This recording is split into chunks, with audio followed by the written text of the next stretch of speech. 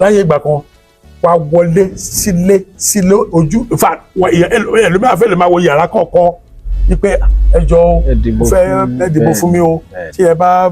tì mí lẹ́yìn o tí n bá wọlé o máa ní nǹkan tí mo fẹ́ ṣe lélẹ́yìí o. nísìnyí ẹlòmíràn ò mọ ẹni tó jẹ́ tó represented ní senate ká tó sọ̀rọ̀ councillor tó bá máa mọ̀ orí tẹlifíṣàn ló ti máa rí.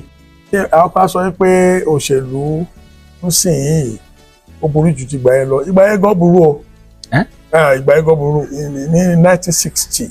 èmi 1966 nígbà ogun owó ẹ̀ tiẹ̀ ẹni tó jẹ́ gbọ́n bàbá mi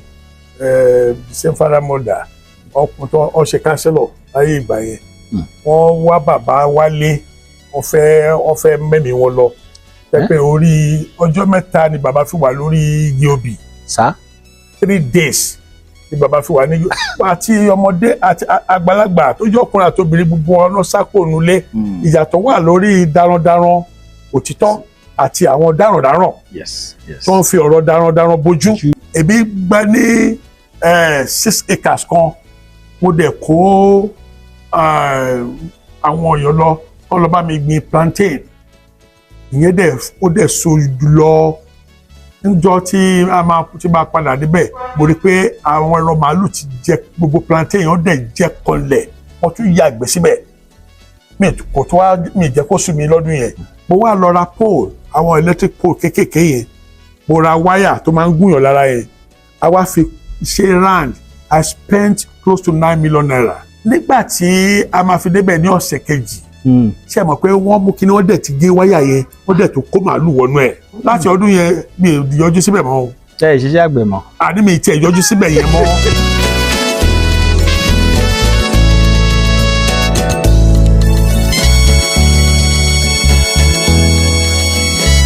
ẹ tún káàbọ̀ sí orí ètò yìí lónìí nínú gbogbo ibi tẹ́ ti ń wò wá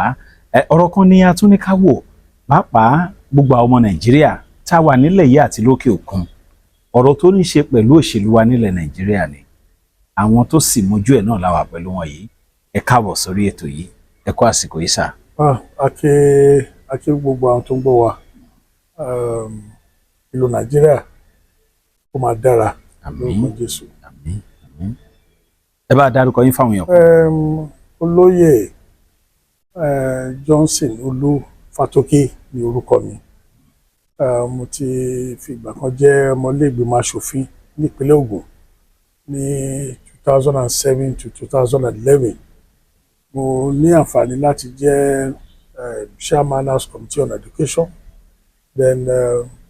tó gbà yẹn náà mo ti jẹ́ consultant fún state government on political affairs so oníṣòwò ni mí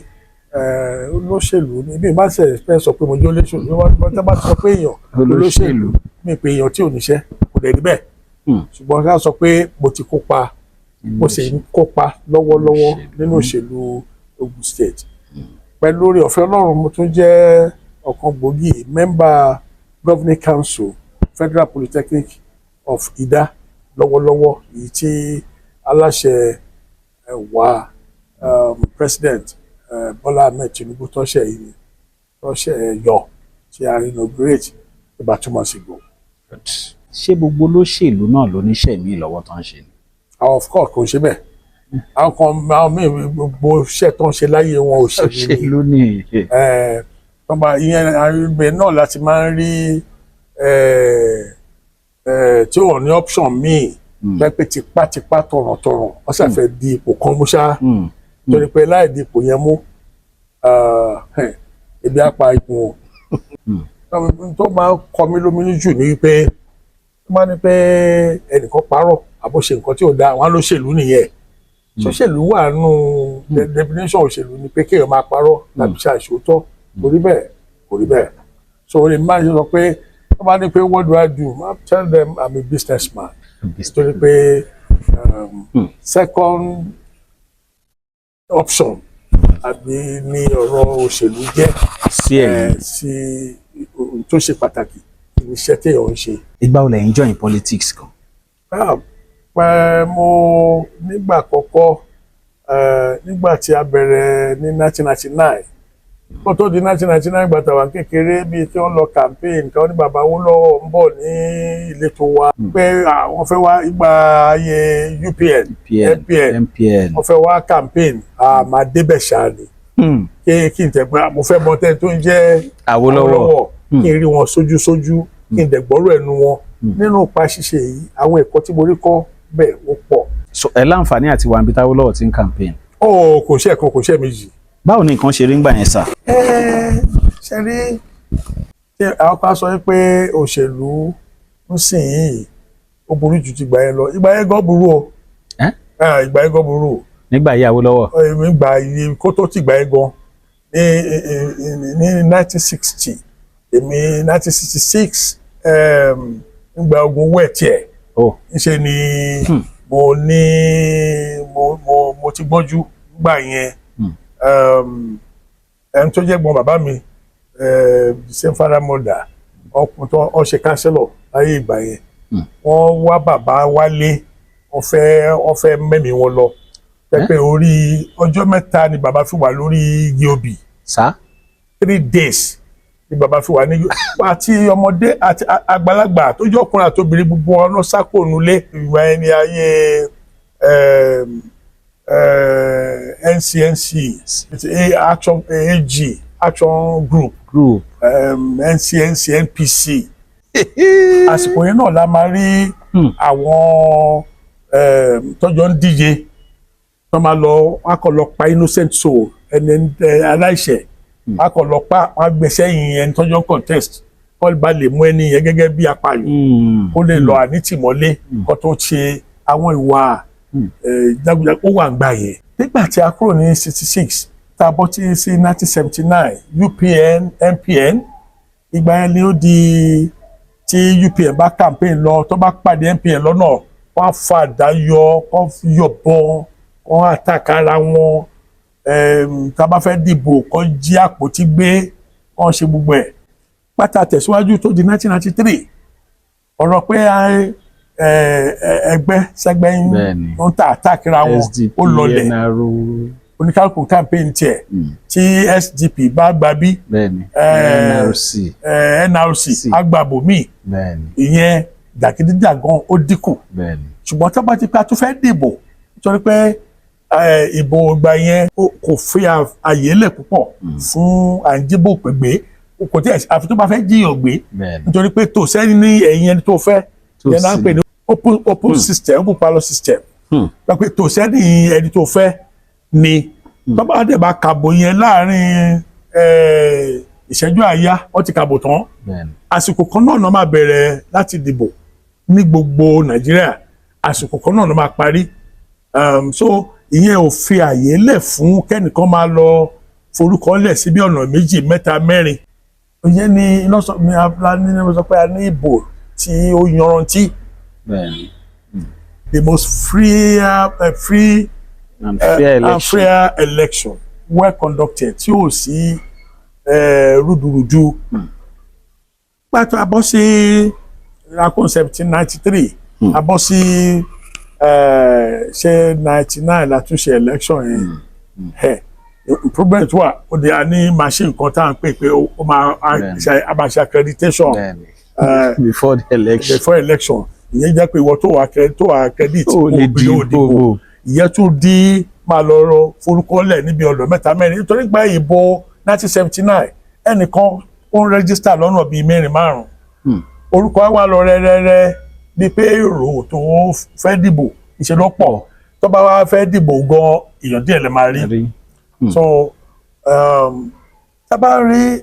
wo ìlànà yìí a rí i pé ó tilẹ̀ jẹ́ pé kùdìẹ̀kudiẹ sì wà nínú ètò ìdìbò wa èmi máa sọ pé politics is evolving ìtẹ̀síwájú wà tó kù ń sìn a rí pé ọ̀rọ̀ pé à ń jí àpótí gbé à ń ṣe jàgídíjàgan ó lọlẹ̀ ṣùgbọ́n ká máa wá fowó ràbò ìyẹn ló gbòde báyìí.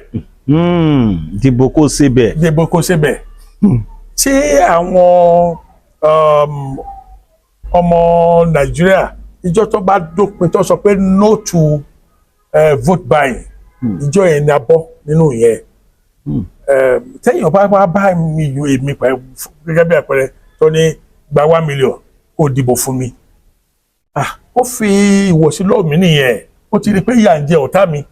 èmi ní bá sọ fún pé look máa gbé owó ẹ lọ owó tí ẹ̀yẹ kọ́ ló máa là mí fún ọdún 4 míì ọtí tí ọmọ Nàìjíríà bá mọ̀ yẹn ọ̀pọ̀lọpọ̀ àwọn tá a lè pè ní community leaders àwọn tó kàwé well educated elites in various communities náà kì í jáde dìbò kàkà kí wọ́n dìbò wọ́n máa wo tẹlifíṣàn lẹ́ni lọ́jọ́ election wọ́n á ní kò kan àwọn whereas ẹni tó àwọn ọ̀pọ̀lọpọ̀ àwọn ìyálọ́jà wa àwọn ọ̀dọ́ wọ́n ń wá ẹni tó máa tọ́ wọn sọ́nà tí ẹnìkan bá jáde ládùúgbò gan wọn tó jẹ́ community leader tó mọ̀ pé civil responsibility òun ẹ̀tọ́ òun ni láti dìbò ibi tó bá wà àwọn kan máa wojú ẹ̀ kí ni ọ̀nà wo ibo ní ká gbà o wọ́n ń wá enlightenment but ibi tí kò bá ṣe enlightenment àwọn olùdìbò yẹn wọ́n á ṣe nǹkan tó ń wọ́n òun ní ọ̀rọ̀ wá gbowó kó lọ dìbò nítorí kó ba lè ṣe ráìsì láyé ìgbà kan wá wọlé sílé ojú ẹlòmíràn fẹ́ lè máa wọ yàrá kọ̀ọ̀kan wípé ẹjọ́ fẹ́ dìbò fún mi o tí ẹ bá tì mí lẹ́yìn o tí n bá wọlé o máa ní nǹkan tí mo fẹ́ ṣe leléyìí o nǹkan tẹ́gbẹ́ mi fẹ́ ṣe leléyìí o ìrọ̀rùn á dé o ìdẹ̀ra á dé o. kánsílọ̀ nísìnyí ẹlòmíràn ò mọ ẹni tó jẹ́ tó represented ní senate ká tó sọ̀rọ̀ kánsílọ̀ tó bá máa mọ̀ orí tẹlifíṣàn ló ti máa rí nítorí pé àwọn èèyàn campaign mọ́ tó o bá campaign tó ṣe wàhálà tó sáré káàkiri pé njọ́ ìdìbò gba 5,000 gba 10,000 lẹ́ni so kí lèèyàn wá ṣe wàhálà tó ń campaign fún so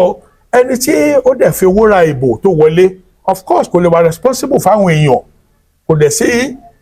challenge táwọn olùdìbò fẹ́ fún tó dá sọ wípé owó òun ló gbé òun wọlé kò ṣe àwọn èèyàn. Two wrongs can never make a right. Ìgbà tí ẹni tí ó ṣe pé ó fowó ràbò wọlé ni community leader tó lọ bá ẹni tó ń dìbò àbí tẹ́ni tó ń dìbò wá bá tó sọ pé mílíọ̀nù báyìí ni màá gbà ọ tó bá fẹ́ ká ṣiṣẹ́ fún ẹ ládùúgbò yìí o ó dẹ̀ gbé owó yẹn wá ó dẹ̀ fún wọn ó wá débẹ̀ tán ẹ wá ní ẹ̀fẹ́ omi ẹ̀fọ́ náà ẹ wá ní òní ní kò ní sí moral justification láti tẹ̀síwájú ṣùgbọ́n ẹni tí èèyàn fara ṣiṣẹ́ fún tó bá débẹ̀ èèyàn á sì rẹ̀ gún fún pápá pé àdàbí àdá o wọ́n á bá wa ṣe nǹkan báyìí la fẹ́ ládùúgbò wa ìyẹn náà á fi taratara ṣe ojú àgbòun náà tì ṣùgbọ́n ìjẹ́ pé ìṣe ló ra ìbò ó ti fowó ṣe ibi tó wọ́n yẹn ti jáde akọ́kọ́ fẹ́ débẹ̀ rán so àwọn. Okay, now sir, politics general election bá a sọ yìí ẹ jẹ́ ká wá sí ti state wa yìí. Kò sí ẹni tó ṣèjọba tí kò gbìyànjú bí agbára wọn ṣe tó. Ẹ̀ka nígbà tí OGD jẹ́ gómìnà ni àwa wà ní House of Assembly. Lásìkò gbà yẹn focus àti attention OGD kò ní housing estate throughout the state. Kò sí section kan tí kò ní àǹfààní tí ò jẹ àǹfààní yẹn housing estate náà ìgbà yẹn la ní Ládẹ̀rí ìgbà yẹn la ní Kéńtà housing estate ìgbà yẹn la ní Olómore housing estate àwọn kọ̀ọ̀kan nínú àwọn estate yìí ọ̀nà méjì náà fi ń gbà ṣe ìjọba fúnra ẹ̀ á fowó kọ́ míì tó bá kọ́ tán wọ́n á allocate wọ́n á tà ìmíì wọ́n á gbé fún developer a ṣe bẹ́ẹ̀ ó jẹ́ kí ìrọ̀rùn dé fún àwọn tó ayálégbé tàbá tó wá bọ́ sí nígbà Senator Ìbíkúnlé Amósùn tàbá ń sọ̀rọ̀ ìtura tó dé láti rìn láàrin Abẹ́òkúta oko ló jẹ́ before advent of Amósùn administration ká fi ọ̀rọ̀ òṣèlú sílẹ̀ èmi ń sọ̀rọ̀ gẹ́gẹ́ bí Johnson Olú Fátókí báyìí nígbà yẹn téèyàn bá fẹ́ kúrò láfẹ́wá tó lóun lọ sí BFMC lọ́nà Ìdíàbà kò ní dábàá pé òun fẹ́ gba ọ̀nà tó kù tó rà ló 2 hours mẹ́ a lọ sẹ́nà gbà ní akọ́kọ́ lọ gba ọ̀nà Abíọ́lá gba ọ̀nà governor's office a lọ já ọ̀nà Kútọ̀ a já ọ̀nà governor's office a gba Abiola way kó tó rí ìgbé yẹn ó ti rìnrìn bí 1 hour. Whereas ẹni lọ sí FMC nísìnyí tó bá kóun láfẹ́ wá within 5-6 minutes ó bá ti débẹ̀ yẹn o nítorí pé bridge tó wà meaningful tó dáadáa wà well constructed ó wáyé. but àwọn kan sọ pé bridge yẹn náà waste of money ni pé mọ́tò mélòó ló ń gbà bẹ́ẹ̀. èmi kan náà kọ́kọ́ ní èrò yẹn gbà kan wípé àwọn bridge kò necessary tá bá wo ohun tó lọ sí ọ̀nà tá bá gbàgbọ́ ọ̀ka ní ọ̀nà Ẹlẹ́gà Adédọ̀tun Mọ́kọ́lá ní ọ̀nà Ẹlẹ́gà àwa wò bẹ́ẹ̀ pé títí bẹ̀rẹ̀ tẹ́lẹ̀tẹ́lẹ̀ dualize ló wà. yes. ntí bẹ̀rẹ̀ ń bẹ́ à sọ pé nǹkan tó nídìí ni pé kọ́kọ́ ṣe drainage kọ́dẹ̀ ṣe resurfacing of the road ṣùgbọ́n ẹni tó ṣe kò ro èní nìkan ó ń ro ọdún 5 tó ń bọ̀ development ẹni pé àwọn bridge náà ó mú development wá sí ìlú Abẹ́òkúta àti sí Ògùn state wá gbogbo Ọ̀yọ́ state bridge mélòó náà ní so irú yẹn a ṣe lọ pé òkè wọ́n tẹ̀ ṣe lè postpone eléyìí wípé ibẹ̀ yẹn mọ́tò tó ń gbábẹ́ ò pọ̀ bẹ́ẹ̀ bá sọ̀rọ̀ ìtòkú mọ́tò ògùn papọ̀ ọ̀rọ̀ yẹn kò lọ dáadáa kò múlẹ̀ tó tábà wá bá mú dé gómìnà wa tó wà ń bẹ̀ lọ́wọ́lọ́wọ́ ọ̀pọ̀lọpọ̀ àwọn olóṣèlú tí ìjọba tó bá lọ àwọn táwọn bá wọlé wọ́n máa ń pa nǹkan tí ẹni tó wà ń bẹ̀ tẹ́lẹ̀ wọ́n máa pàtì ni continuity ń ṣe ló wà nínú ìtìyélé ẹ wo ọ̀nà Adígbẹ́ pápápá náà ti ṣe tẹ́ bá lọ sọ́nà tẹ́ bá ń gbọ́nà Ìbàdàn Aṣérò àwọn link tẹ́ bá fi wọ ibi tó ń tẹ ẹran tá máa fi wọ lóhùn sí ẹ tó máa fi wọ báńtò tó máa fi gbọ́nà gún lọ́tún lọ́sì ẹ wo títì tó yọ láti Ṣóbọ̀nrìn tó wá yọ sí FMC ń bí Ìdí Àbá ń bí ara development nìyẹn road up ń wà káàkiri kó reduce tẹ́ bá dé Ìjẹ̀bú Òde tẹ́ dé Ìlárò láti Ìlárò lọ sí Owódé nísìnyí yọ truly ní iṣẹ́ ìran máa lọ gẹ́gẹ́. àti ìgbọ́gbọ́n tó ti ń ṣe ọ̀nà pápá ń sìn Lagos Abẹ́òkúta express. wọ́n ti bẹ̀rẹ̀ yẹn wọ́n ti bẹ̀rẹ̀ iye tó wá kéré àwọn project tó máa mú ọrọ̀ ajé Ògùn state tẹ̀síwájú ó pọ̀ ẹ wọ́rọ̀ ti airport tí wọ́n gbé kalẹ̀ tí airport yẹn tó bá wà bàbá tó bá take off èmi ti land bẹ́ẹ̀ bí ẹ̀ẹ̀mejì tí plane tó land bẹ́ẹ̀. nípẹ̀rù tó bá ti di kó wà fully operational a rí i pé gbogbo àgbègbè yẹn ilẹ̀ tó ti ń tà ní 1,000 naira délẹ̀ á di 10,000 o nítorí pé ètò ọrọ̀ ajé àwọ̀lú yẹn wá ẹni tó dẹ̀ gbé machine wọlé tàbí ẹrù wọlé láti òkè òkun tẹ́ pé ó dìgbò máa túnṣe lọ clear lẹ́kọ̀ọ́ tó máa gbé wá bíbáyìí ẹni kó lọ sí ibẹ̀ yẹn kó gbé ẹrù ẹ̀ ní àǹfààní ni á jẹ́ kí ọrọ̀ ajé kó tẹ̀síwájú ọ̀nà tó pọ̀ tí aráàlú ń wojú ìjọba sí ó sì pọ̀ bẹ́ẹ̀. ìròyìn ayọ̀ rèé fún gbogbo ẹni tó wà ní London àtàgbègbè ẹ̀. Arahim Afro-Caribbean Cash and Carry import and export of African foods also help to pay school fee in UK for Nigeria with money transfer to UK and back to Nigeria. Arahim Afro-Caribbean Cash and Carry wà ní Rayham Excess RM 139YS Up Minister Road South Rayham London. gbogbo èyí tẹ́ wà ní London pátá ó yá ẹ nìṣó lọ́dọ̀ Arahim Afro-Caribbean Cash and Carry. ibẹ̀ gangan ìfọ̀kànbalẹ̀ wà. ká máa gbàdúrà kọ́ ló ń dẹ́mi wá sí Nàìjíríà sì máa dára. àmín Jésù. ìgbà tí tẹ́ bá wo gbogbo àwọn tó ń campaign tó jẹ́ tán lé léwájú àti APC ni o àti PDP ni o àti Labour Party ni o gbogbo àwọn mẹ́tẹ̀ẹ̀ta náà sọ pé táwọn bá débẹ̀ àwọn máa yọ subsidy. tèmi rí tó jẹ́ bí àlébù òun ni bí announcement yẹn ó ṣe wá níjọ́ yẹn Dr. make speech because effect of that ni wípé kò gbogbo àwọn palliative measures ọ̀nà tó lè gbà tó máa fi mú ìrọ̀rùn díẹ̀ kò tí ì sí in place. ìmílẹ̀ tí aláṣẹ wà tó ń sọ̀rọ̀ yẹn jáde àwọn sọ bí ìfóríà bí ó ṣe rí lọ́kàn wọn pé bó ṣe máa àwọn ò sọ pé kó bẹ̀rẹ̀ ní immediately but wọ́n ti gbàgbé pé ọmọ Nàìjíríà kábàtì sọ ọmọ Nàìjíríà average business men and women wọ́n bá ṣe gbọ́ báyìí wọ́n ti lé epo pa ni nítorí pé wọn ò fẹ́ ta ọ̀pọ̀ ìyẹn jẹ́ ó fa ìṣòro tó pọ̀ nígbà tí wọ́n kọ́kọ́ yọ subsidy diesel per litre rose to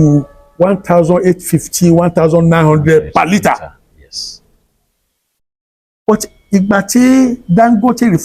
refinery tó bẹ̀rẹ̀ production of diesel ó fall to 1,050 naira ó bí pé bí 800 850 naira ti kú lórí ẹ̀. Yes. Dangote wá pariwo síta pé NNPC o wọn ò fún òun ní crude oil láti ṣe petrol. Yes. Kó tó pariwo síta á ti bá aláṣẹ sọ̀rọ̀ nítorí ó ní etí aláṣẹ wọ́n dẹ̀ súnmọ́ra wọn. Wọ́n tó fi mú Dangote pariwo síta nǹkan wà ńbẹ̀ o. Ìṣẹ̀lẹ̀ bí nígbàgbọ́ yìí pé tí NNPC bá fún Dangote ní enough crude oil lẹ́ni kó tó tó ọ̀sẹ̀ méjì petrol á wá sílẹ̀ ó lè wá sílẹ̀ as much as 400 naira per litre. Kí ló fà á tí NNPC ṣe refuse láti rí fún Dangote ní crude oil? Ó yẹ kó ṣàlàyé fún wa. Àwọn wo ló jèrè nínú ìnira tí àìrèpo tó wà lórílẹ̀ Nàìjíríà àwọn olójèrè ẹ̀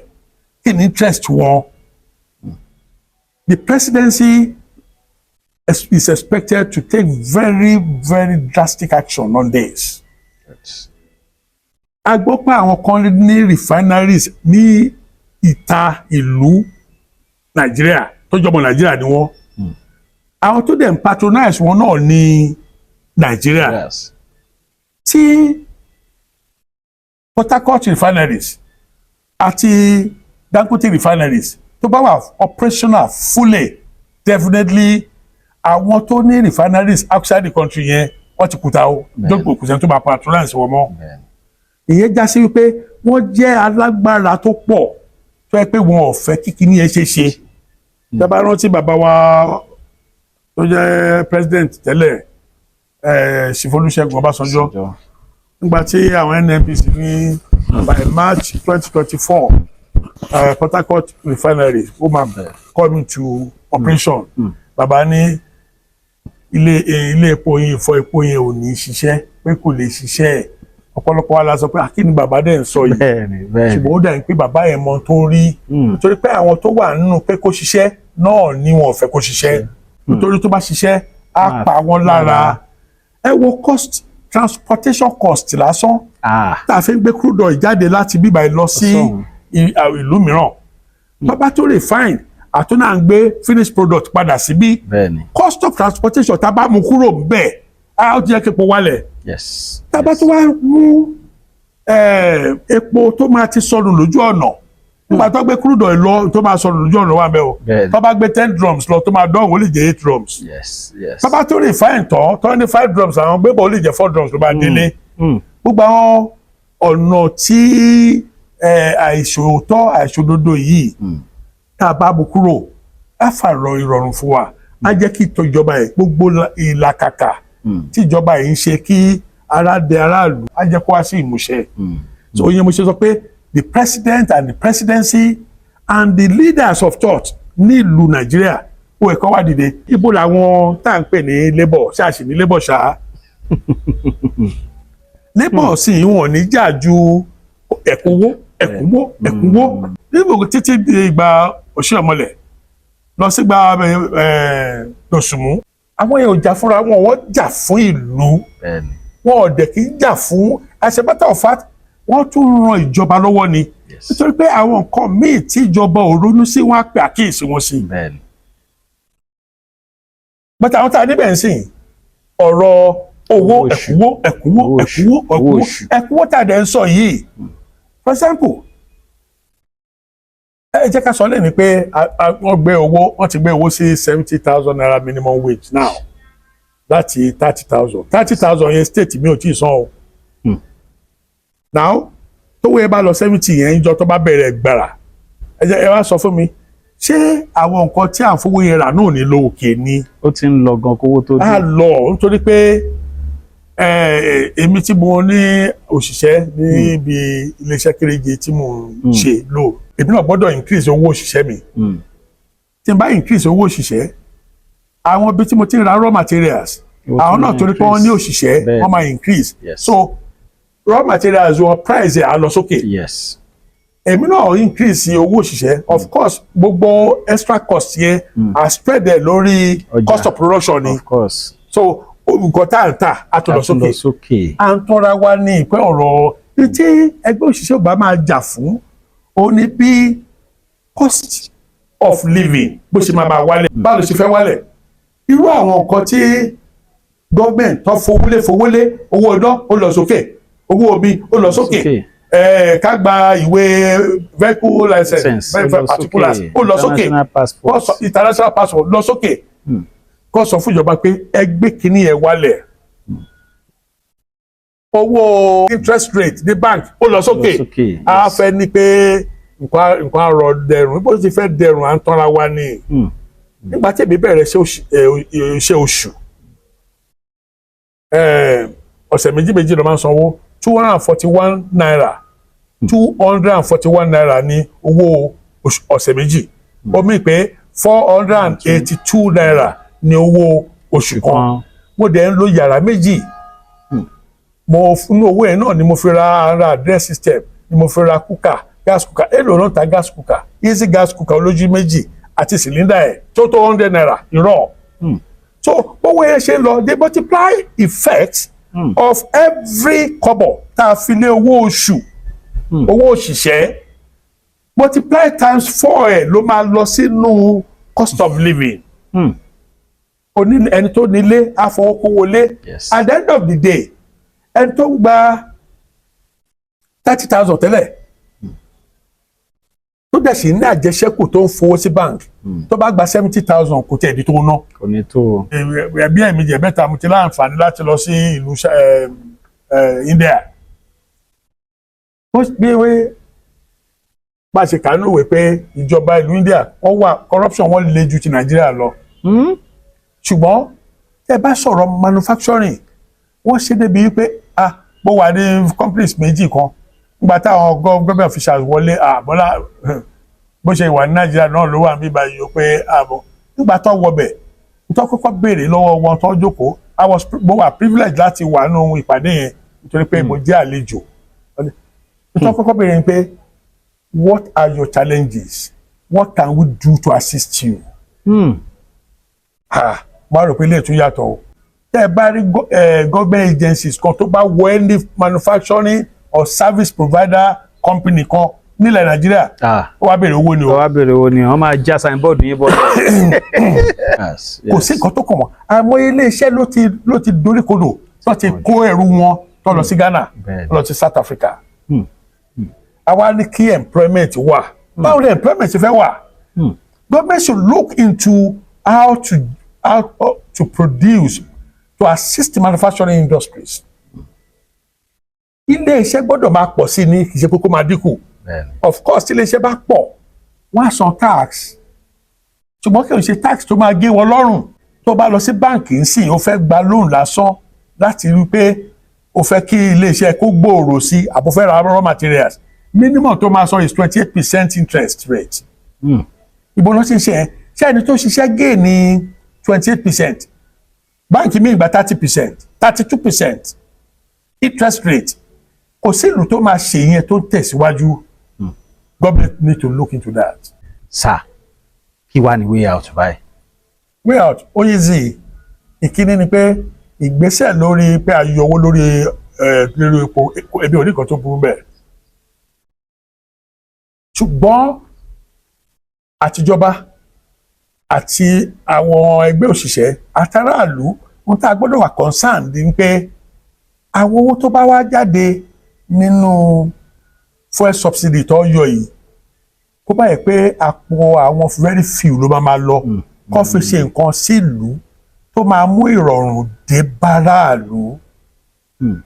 à ń sọ pé tòmátò hàn ata hàn àwọn nǹkan tá à ń gbà lóko hàn tá a bá gbé tòmátò lẹ̀ tó yẹ pé value ẹ̀ ní àti oko ó jẹ́ 20 naira 25 naira ni onímọ́tò bá gbà lọ́wọ́ yín nítorí pé owó epo tó fẹ́ rà nínú iléeṣẹ́ kéréje tí èmi náà sì manage tá a bá gbé ẹrù láti ibi ìbáyìí lọ sí Ìlọrin for example tẹ́lẹ̀tẹ́lẹ̀ to and fro tí truck mi bá lọ sí Ìlọrin tó bá padà pọ̀ títí 45,000 là ń rà nísìnyí ó kéré pátápátá a máa ra 220,000 naira. 45,000 to 220,000 naira. ìyẹn ni pé ìyẹn tó wálẹ̀ nìyẹn o 1,120 1,140 naira per litre nìyẹn o. so ìjọba gbọ́dọ̀ di pé ọ̀rọ̀ security challenges ta ní àfi tá a bá dẹ̀ fẹ́ purọ́ ó ti ń wálẹ̀ díẹ̀díẹ̀ ṣùgbọ́n kò tí ì lọ tán. kí ni ọ̀nà àbáyọ lórí àwọn herdsmen àwọn tó ń darandaran ìyàtọ̀ wà lórí darandaran òtítọ́ àti àwọn darandaran tó ń fi ọ̀rọ̀ darandaran bójú. ìjọba gbọ́dọ̀ show interest in that so that àwọn èèyàn á free láti lọ sóko láti lọ ṣe nǹkan ọ̀gbìn. tẹ́ ẹ bá gbé pákí èmi gbẹ́ ní 6 acres kan mo dẹ̀ kó àwọn èèyàn lọ kọ́ lọ bá mi gbin plantain ìyẹn dẹ̀ ó dẹ̀ so lọ níjọ́ tí a máa padà débẹ̀ mo rí pé àwọn ẹran màálù ti jẹ gbogbo plantain yẹn ó dẹ̀ jẹ kọlẹ̀ wọ́n tún yàgbẹ́ síbẹ̀ ní ìlú ọ̀dẹ́dá ní Ogun State wà níbàyìí náà lò mo wá lọ ra pole àwọn electric pole kéékèèké yẹn mo ra wáyà tó máa ń gúnyàn lára yẹn a wá fi ṣe round I spent close to 9 million naira. nígbà tí a máa fi débẹ̀ ní ọ̀sẹ̀ kejì ṣe mọ̀ pé wọ́n mú kí ni wọ́n dẹ̀ ti gé wáyà yẹn wọ́n dẹ̀ tó kó màálù wọnú ẹ̀. ṣé mi lè parọ́ fún yín láti ọdún yẹn mi ò yọjú síbẹ̀ mọ́ o. ẹ ìṣiṣẹ́ àgbẹ̀ mọ́. àní mi tiẹ̀ yọjú síbẹ̀ yẹn mọ́. tó bá jiyàn wá lọ yáwó ṣe gbogbo ìyẹn kan sìn. ibo ló fẹ́ gbà. ẹni tó gbé pákí tó débẹ̀ tí ẹran ti fi jẹ ṣé kínú ẹ̀ dùn ni ṣé kó tún padà sóko ni ó máa ṣòro òun la ṣe sọ pé pákí hàn á kọ́ sọ̀rọ̀ wọn ní pẹ́pẹ́ sí i wọ́n ti ń lo gbàgùdá wọ́n ti ń lò fún hot drinks plus nìyẹn fún wa ìyẹn ló yẹ ká tún wá bẹ̀rẹ̀ sí ní produce gan lọ́pọ̀lọpọ̀ kó create jobs ṣùgbọ́n àti lóko dáko ìbẹ̀rù ń bá àwọn ènìyàn tó bá tó da tán tó bá lò máa dún bẹ̀ kó ń ṣọ́ ẹ̀mí ẹ̀ òun fi wéwu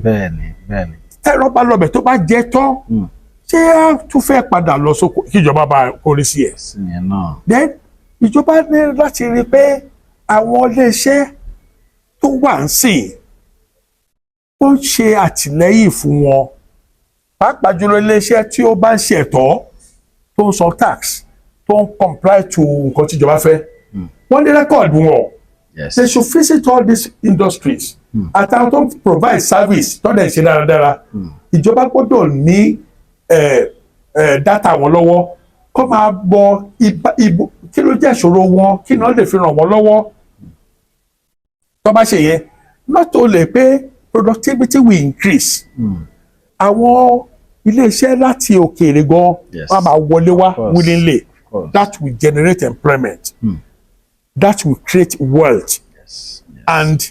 the effect of it tí kò jìnnà ọjọ́ iwájú tí kò jìnnà ó ní pé ìrọ̀rùn á dé fún ọmọ Nàìjíríà. ẹ ṣé gan ní àkótán ẹ̀sà à ń palẹ̀mọ́ fún election local government ọ̀pọ̀lọpọ̀ tí ń dìde fún ìmọ̀ràn olẹ́fẹ́ fún àwọn èèyàn tí wọ́n fẹ́ díje àti àwọn tó fẹ́ dìbò. ní ìpínlẹ̀ káàkiri àwọn tó jáde gẹ́gẹ́ bẹ́ẹ̀ ṣe sọ èmi 20 ní 23 fún chairmanship position ẹyọ kan náà dẹ̀ máa mú. now kí ló fa encouragement yẹn nítorí pé financial autonomy tó padà sí local government. èmi máa ń sọ fún àwọn tí ó ń wá bá mi wípé kọ́mọ̀ mo fẹ́ kẹ́ mọ̀ wípé ẹ má ròyìn pé ẹ̀yin nìkan lẹ máa dá ṣe nínú ètò ìjọba tọ́pọ̀lọpọ̀ ò mọ̀ nínú ètò ìjọba wọ́n ṣe ní autonomy yìí we have party leaders in various local governments láti lè tẹ̀síwájú wọ́n nípa tó máa kó òfin fi àṣẹ fún House of Assembly láti ní oversight function láti máa ṣe àyẹ̀wò fún local government lóòrèkóòrè ẹni tó bá ṣe owó báṣubàṣu ó ń lọ ẹ̀wọ̀n nìyẹn o kó tó wá tó ìgbà yẹn àmọ̀ràn mi fún àwọn olùgbé ìpínlẹ̀ Ògùn ètò ìdìbò tá a fẹ́ ṣe yìí kó fi ọmọlúwàbí ṣe kó wá ẹni tí ó nírù ń dì í ẹni tí ó ti wúlò fún community tí sì ń gbé ìgbà tó ṣẹ̀fẹ́ sọ pé ó fẹ́ ṣe alága ó wá gbowó dé láti ìlú òyìnbó wà ìyẹn náà wá lọ pé tọrọ wá gbà tá a bá fẹ́ kí ìtẹ̀síwájú wà a gbọ́dọ̀ wo tested hands ẹni tá a mọ̀ pé eléyìí nírúndì ó lè ṣe ó lákìkanjú ó dẹ̀ you can't give what you don't have. Yes, yes, yes. Well, láti ṣe ètò administration one abínibí àti nǹkan tá a fi owó rà ni. Yes, yes. You acquired and it is generational. Ibi ẹni tí ò ní akíkanjú ó níbi tá a pọ́n oníkàkùn sí ẹni tí ò ní ọ̀nà tí ò mọ ọ̀nà tá à ń gbà ṣe nǹkan tá à ń pè ní administration kò sí bó ṣe fẹ́ ṣe bẹ́ẹ̀ bá ń gbọ́ gbé sókè a máa fà wálẹ̀ ni ẹni tó wà ní ìlú kí ni antecedent ẹ̀ iṣẹ́ wo ló ti ṣe nǹkan wo ló ti wà involve rí àṣeyọrí wo ló ti ṣe rí tá a fẹ́ gbọ́ odidi ìjọba ìbílẹ̀ lè lọ́wọ́ so a gbọ́dọ̀ wò yẹn bíbẹ̀ láti máa bẹ̀rẹ̀ kádẹ gbogbo àti àgàgà àwọn ẹ̀yin olùkàwé tẹ́ kí n jáde dìbò ẹ jáde ẹ dìbò àwọn kan ní vote is not counting vote is counting now is counting so àwọn tó ń dìbò díje náà kó bá ṣe bí ọba ọpá bó ọba ọbù lẹ́sẹ̀ ẹ̀ńtọ́lọ́ ń bá tí irun yìí bá wù lórí ẹ̀ á débẹ̀ tó bá ti débẹ̀ kó fọwọ́sowọ́pọ̀ pẹ̀lú ẹni tí Ọlọ́run fa àṣẹ náà fún. Mo rò pé ẹ ti gbádùn gbogbo ohun tẹ́ ti ń gbọ́ láti àárọ̀ èmi kọ́gbọ́n tó pọ̀ mo dẹ̀ mọ̀ pé iná ọkọ̀ ẹ ṣe lẹ́ẹ̀kan sí Honourable Johnson Olúfatókí wọ́n ti là wá lóye lórí ọ̀rọ̀ Nigeria politics bó ṣe ń ṣẹlẹ̀ nígbà yẹn ẹ̀yin náà ti ẹ̀gbọ́n kan tó sọ tó ṣì wà lórí mi pé ní ọdún 1966 àwọn ẹgbẹ́ òṣèlú kan wọlé tí wọ́n fẹ́ ṣèpalára fún ẹ̀gbọ́n bàbá mi. Bàbá wà lórí òkè. Orí igi ló wà lọ́jọ́ mẹ́ta orí igi òbí. Nífọ̀ ni. Ẹ ṣé gan bàbá I really enjoy it sir thank you very much sir Ọlọ́run àtúbọ̀ máa fún yín ní okun àtagbára sí thank you very much ẹ ṣé gan sir. Laola bitter tea ẹkùn akíkanjú tí ń wọ̀yá ìjà pẹ̀lú àwọn àìsàn bíi kíndìnrín èyí tó ní stone nínú kidney stone yóò mẹ́ẹ̀tì rẹ̀ tẹ́ẹ̀sì yámọ́ ìgbẹ́ dànù òun kan náà sì tún ní o ló ń ṣiṣẹ́ fún liver àìsàn jẹ̀dọ̀jẹ̀dọ̀ a tún máa ṣiṣẹ́ fún heart ìyẹn ìṣòro àìlèmí sókè sódò dáadáa tó tún ṣiṣẹ́ fún ìfúnpá gíga high blood pressure bákan náà gbogbo ẹ̀yin tẹ́ bá ní ìṣòro ìsétọ̀ tá a mọ̀ sí prostate cancer gbogbo àwọn àìsàn tá a là kalẹ̀ yìí pátápátá ni yóò wo gbogbo ẹ̀sán gbẹ̀yìn tẹ́ wà ní Manchester láti rí egbògi Laola bitter tea rà ẹ kàn sí wọn ní nọ́mbà 45 Middleton Garden Manchester M24 1AB tàbí kẹ́ ẹ pè sórí àwọn nọ́mbà tó wà lójú ìwòran yìí àti Nigeria's nọ́mbà yìí pẹ̀lú egbògi Laola bitter tea ewé àtegbò pọ́nbélé wọ́n fi ṣe àgbékalẹ̀ rẹ̀ pẹ̀lú ra lónìí kò jẹ́rìí sí ìmọ̀ ìjìnlẹ̀ tiwantiwa.